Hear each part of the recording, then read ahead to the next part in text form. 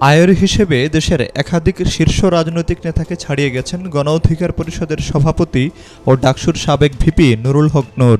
নির্বাচন কমিশনে জমা দেয়া হলফনামা অনুযায়ী নূরের বার্ষিক আয় 20,40,48 টাকা, যা বিএনপির ভারপ্রাপ্ত চেয়ারম্যান তারেক রহমান ও জামায়াতে ইসলামের আমির ডক্টর শফিকুর রহমান এবং এনসিপির আহ্বায়ক নাহিদ ইসলামের ঘোষিত আয়ের চেয়ে বেশি।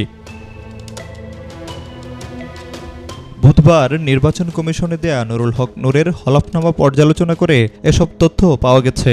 হলফনামা অনুযায়ী পেশায় ব্যবসায়ী নূরের ব্যবসা থেকে বার্ষিক আয় 15,85,426 টাকা এবং অন্যান্য উৎস থেকে 4,54,622 টাকা। অন্যদিকে হলফনামা অনুযায়ী বিএনপির ভারপ্রাপ্ত চেয়ারম্যান তারেক রহমানের বার্ষিক আয় 6,76,353 টাকা, জামায়াত আমির ডক্টর শফিকুর রহমানের 3,60,000 টাকা এবং এনসিপির আহ্বায়ক নাহিদ ইসলামের বার্ষিক আয় 16 লাখ টাকা।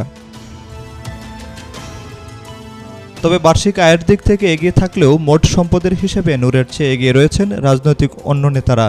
হলফনামা অনুযায়ী তারেক রহমানের মোট সম্পদের পরিমাণ 1,96,00,000 লাখ টাকার বেশি এবং ডক্টর শফিকুর রহমানের মোট সম্পদ 1,73,640 টাকা। নুরুল হক নূরের মোট সম্পদের পরিমাণ দেখানো হয়েছে 90,43,841 টাকা।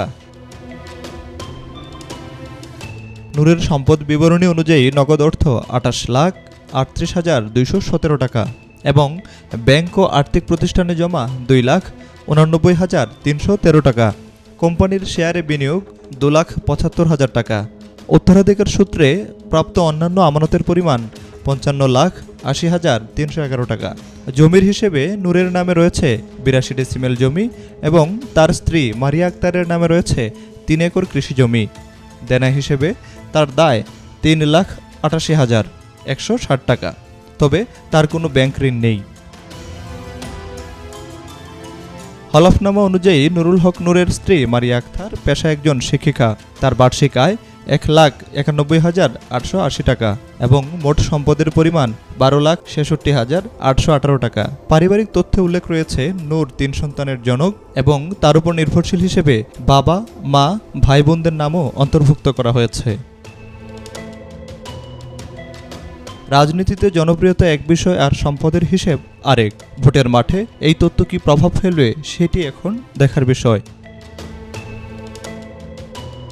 Desk report, B news 24।